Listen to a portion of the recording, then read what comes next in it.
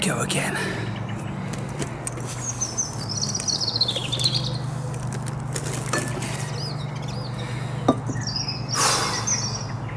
Do you guys have your own secret garden? That special place which just feels and sounds wonderful. In the distance, as per usual, they are cutting the lawns around all the graves in the adjacent graveyard. But when that's gone, then all you're going to hear is the bliss of the angels that bless this world. And the lawnmower is in the distance, and these birds are very close. For many a year I used to fantasize about having my secret garden, you know, like the secret garden from the movie The Lion, the Witch and the Wardrobe. C.S. Lewis.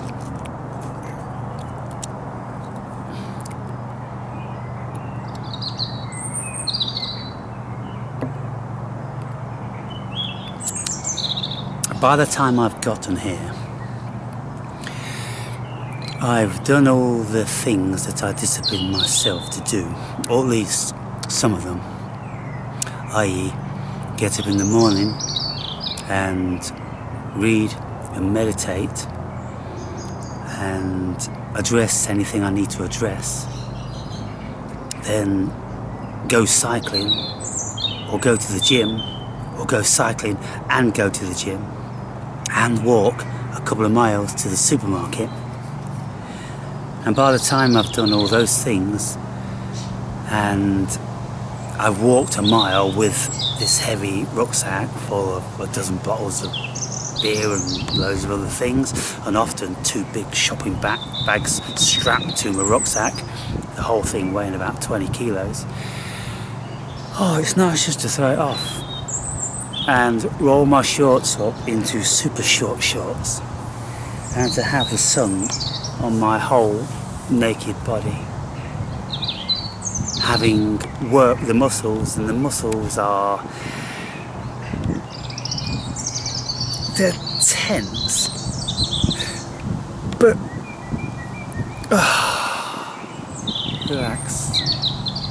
relaxing after tension, that's the most satisfying. Relaxing before the tension, that's just being lazy.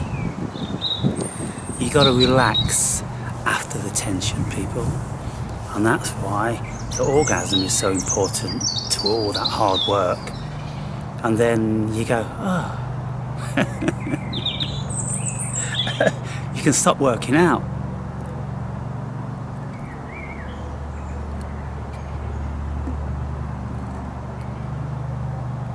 And when you've done all that, and you crack one of these, and when it tastes so good, then you know that you're onto something good.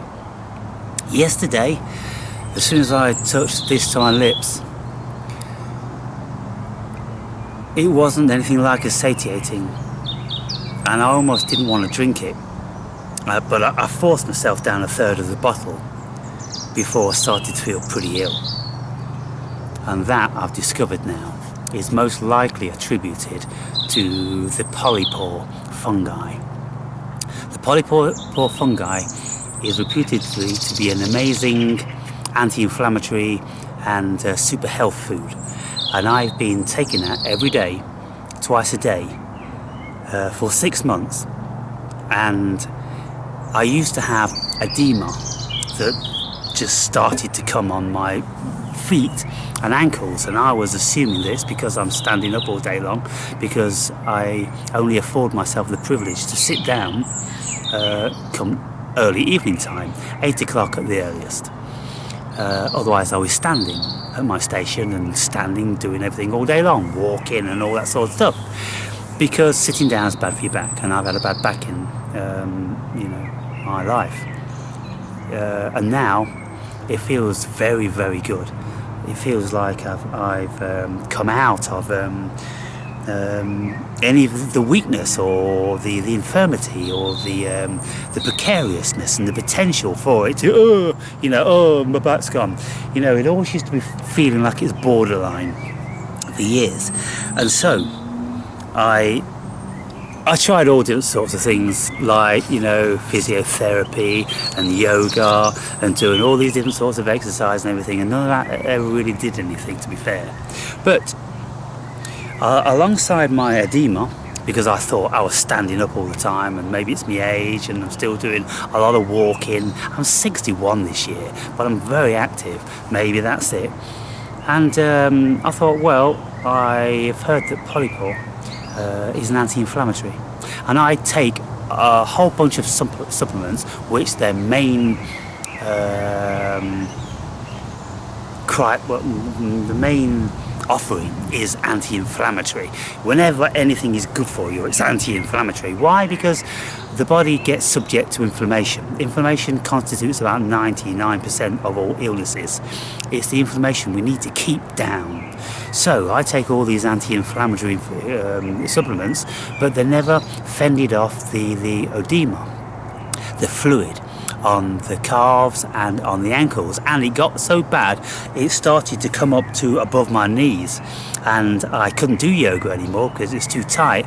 And I'm like, okay, I've got to address this. So I decided that I'm going to go out and hunt for these polypores. I'm going to boil a bunch of them down. I'm going to drink it every day, and after about 2 months the edema completely went away and my back symptoms have completely gone away.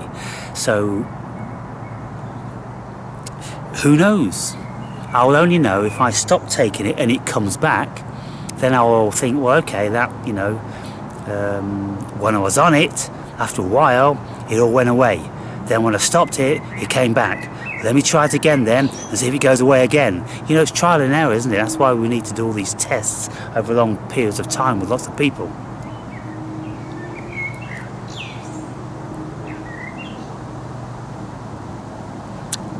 But what I will say now is that I don't have any edema, and I used to have great pain in the bones of both my feet when I was walking, but now I need to walk several miles before I start to get that pain only in my right foot, and it's localized. It's kind of like it used to be the whole foot, but now it's shrunk down to just a small part on the ball of the foot, and that's very manageable. And maybe that will go away in time. But it seems that these polypores are, in actual fact, a miracle food. And I've made lots of videos turning you guys onto those. And so if you ever feel like trying it, you know, you got to try it for months, people. And you can't just, I don't know, you can go on some of these videos and they get little tinctures and, oh, they make some little bit of tea, a few sweets. I don't fuck about like that. I make myself a pint of this stuff, and it's strong. And you can tell it's strong because it's almost as dark as this. When you boil up the polypore, and it gives you that sort of strength, so you know how much water you need to get that much sort of strength. So let's say, okay, half of that then. Let's get it to about to this orange here. But it's still, you know, it's like tea. You look at you look at it in the glass, and it's like tea. It's like decent strong tea. It has to be like that. It can't be any weaker than that, I don't think. And I will drink 2 half pints of it, one in the morning, one in the evening time, along with all the rest of the anti-inflammatory miracle stuff. You know, the honey, the lemon, the ginger, the cayenne, and then my supplements, which are, you know, stuff I've mentioned before.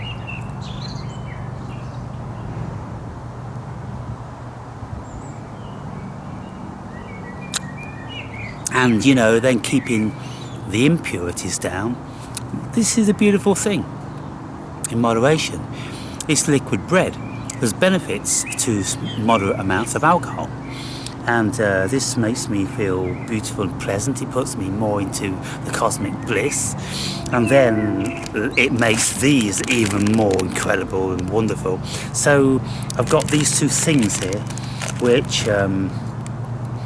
you know, they're finely tuned for our addiction. Of course they are. But if one packet a day is an addiction, then I'll manage that addiction. But if one bottle a day is an addiction, I'm happy with that.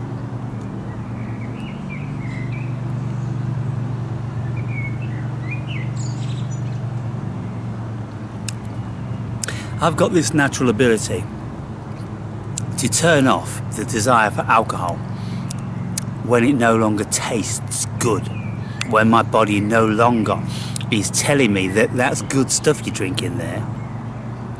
Because if I cracked another one after I'd finished this one, the body's so used to being satiated via one, it's enough. Then the next one's kind of like, oh, this again. Oh, it tastes all right, but by the time I get a quarter or a third of the way down it, my brain goes, you don't need any more of that stuff. And so, you know, I've done this lots of times, and I put 3/4 of a bottle back in the fridge, and I have it the next day. So my brain isn't the sort that as soon as it tastes alcohol, it can't turn it off. It's got to keep drinking until I fall over, which is, you know, alcoholism. And lots of people suffer from that level of addiction. I've never been like that with anything. And it's been my gift, I suppose, not to have those failings in my genetic makeup. And, you know, I won't keep eating savoury and fatty foods because my body's going to be craving some natural stuff like fruit or vegetables or meat, you know, wholesome produce. Oh.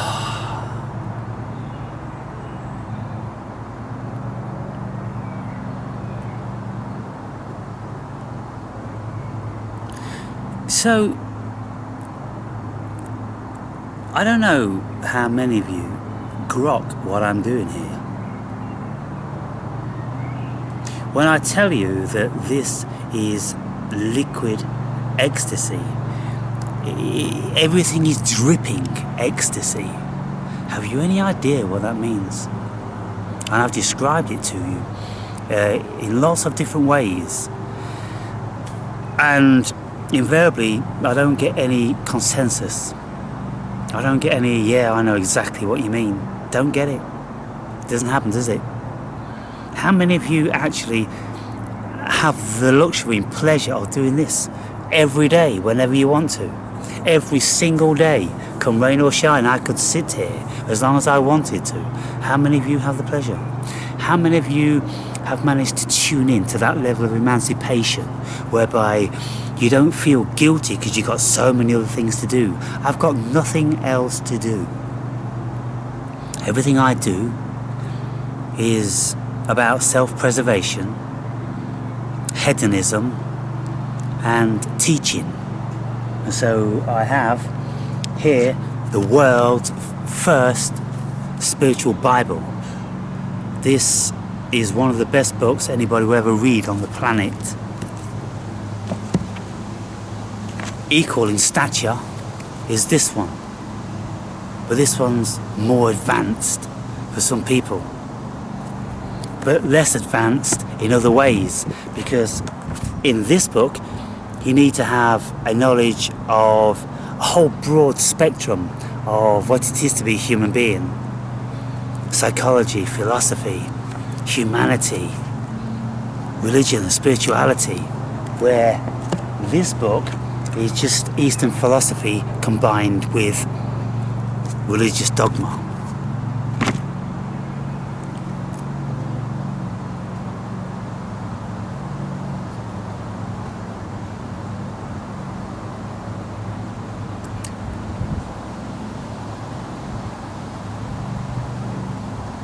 So, we'll probably do readings from both of them today. But first, I'm just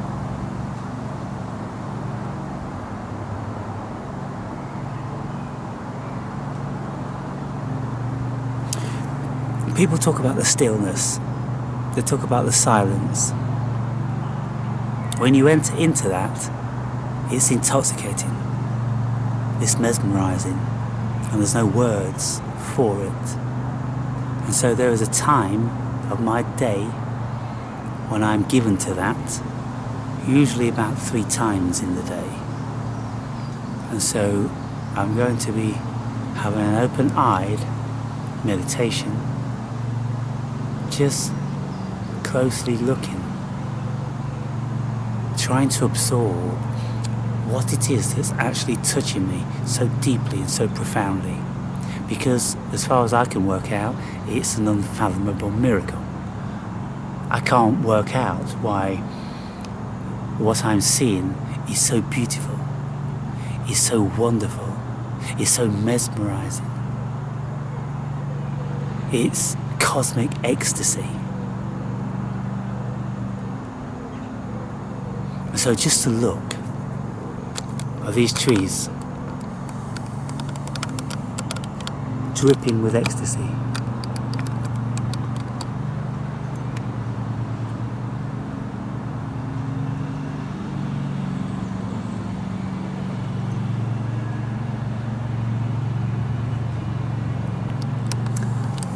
I think a lot of it has to do with, of course, I've seen the natural world in different states of consciousness. I've seen trees and the natural world many times with an increased level of DMT, which is the God molecule. And I know what God is as a feeling. I can feel what God is. And this is why I say to Christians, do you feel God? When you look upon the world, can you see God? Because if you are not absolutely categorically sure that what you are seeing and feeling is God, then you don't know God. I can't be any more plain. It's simple, isn't it? Everybody knows that. Everybody will get that. If you can't see and feel it, then for you it doesn't exist. But when you do see the world with this incredible chemical of DMT, dimethyltryptamine, it enters, or should I say it removes the scales from your eyes. And then you can see into the depths of your consciousness, and you see with greater clarity via your consciousness God consciousness all around you, God consciousness which you are. Now in here, you see, I didn't know I was going to do this, this particular time. I figured I would, because I often do. But now, I'm going to be reading an excerpt which fits so well. And it's from the chapter that I read this morning. And it's just a couple of pages. And it says here, speaking from Jesus' perspective, I, being aware of the Christ consciousness within me, am not susceptible to any devil acolytes of Satan's cosmic delusion. Rather, I, Christ consciousness, live up to the expectations of God the Father, whose reflection I am. Yet you dishonour that righteousness. My human consciousness seeks no earthly glory, but is glorified with the Christ consciousness within me. There is one cosmic law that seeks to glorify the Father by rewarding the manifestations of goodness and chastening those of evil. And to do that end, this law judges people according to their good or bad karma. So Jesus here is saying, I, being aware of the Christ consciousness within me. You see, Jesus, the Christ consciousness, not Jesus Christ, it's his second name, the Christ consciousness. And so when people think that Jesus is real, and what they've done is they've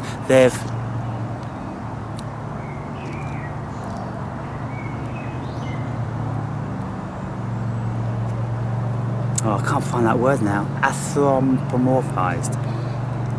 Anthropomorphized. Anthropomorphized? I think something like that. You know what I'm saying, it will come to me later. They have turned the word into a living being. And even if he was a living being, what he's always said was, you're the Christos. The Christos is within you. The Christos was within him. He wasn't it. Of course, he says, he's the Son of God, and then he's the Son of Man. And then he's going to reserve a place for you where he's going. Then he says that you can't go where he's going. Oh, I've got a headache already. Let me continue. Verily, by the truth within me, I declare every one of you that if a devotee keeps my saying, that is, if by daily meditation he contacts the cosmic vibration and Christ's consciousness, even as I feel it within myself, and follows my teachings and becomes fixed in the absolute changeless, he shall never find his inner vision dismayed by the disturbing mutations, death, affecting the body and all matter ruled by relentless law of change. And what he's speaking about when he's speaking about death, it's like, if you're not spirited, you're dead. If you don't have spirit, you have death. Because it is spirit which is the living water, you see? And if you don't have it, you don't have the Christ consciousness, then you are dead, spiritually dead. The inner eye of wisdom in Jesus was open, making it impossible for the darkness of any devil or delusive ignorance to be within him. Beholding God as infinite glory within himself, he could not extol his individualized ego consciousness. So I made some videos earlier and I'm speaking along these lines and I'm saying, look, when we realize our Christos within us, then we can see as clear as day what evil is. And we feel as clear as day what evil is. Whenever it enters into our minds or bodies, we know it's there. We can feel the presence. We're so highly tuned to it. So we banish it. But of course, when we become to a higher degree, we don't even allow it in. And that's what it's saying here. Most people, measuring themselves in terms of their material and mental acquisitions and family relations, magnify their mortal egos. But when a devotee detaches his soul consciousness from the body and its relationships, he beholds within him nothing but God and rejoices to glorify naught else but him. Thus, Jesus points out that while he did not seek to glorify himself, the cosmic law seeks the glory of God in virtues of men and declares its judgment about them. When Jesus uses the words, keep my saying, he distinctly emphasizes that one has daily to live his teachings and methods of contacting the cosmic vibration in order to remain continuously in Christ consciousness, free from torpor of delusion, death. When a man is tossing on buffeted waves, he has no time to see the whole ocean. But if he gets out of the breakers and stands on the shore, he can have a clear overall perspective. Similarly, an ordinary individual who is frantically engaged in coping with the changes affecting his body and environment cannot perceive the immutable infinite within him. But when the devotee removes himself from outer turmoil by meditation and tunes his consciousness with the cosmic vibration and Christ consciousness within him, he beholds the eternal changelessness, free from the changeful, illusory visions of life. So, for those that didn't grok what that's meaning, when we are too busy engaged in the fiction of the human life, we are like in a tempest, and we're up and down, up and down, up and down, and there's no way we're ever going to focus on the whole of the ocean because we're too busy being out of sorts. But when we stand on the shore, we can gaze upon the whole ocean. Then that is then when we will see how we are or can be in a tranquil state outside of that. When we're in it, we can't. We have to come outside of it, and when we come outside of it, we do that via our meditation, and then we sink into the calmness of the ocean en masse, because the ocean is only tumultuous on the surface. Below the surface, it's as calm as anything possibly could be. It's still, you see. So when we meditate, we get into the Christ consciousness. And that's then when we have union with God consciousness, Christ consciousness, cosmic consciousness. And so that's what these books are saying throughout. I'll leave it at that. I'm just going to chill, babies.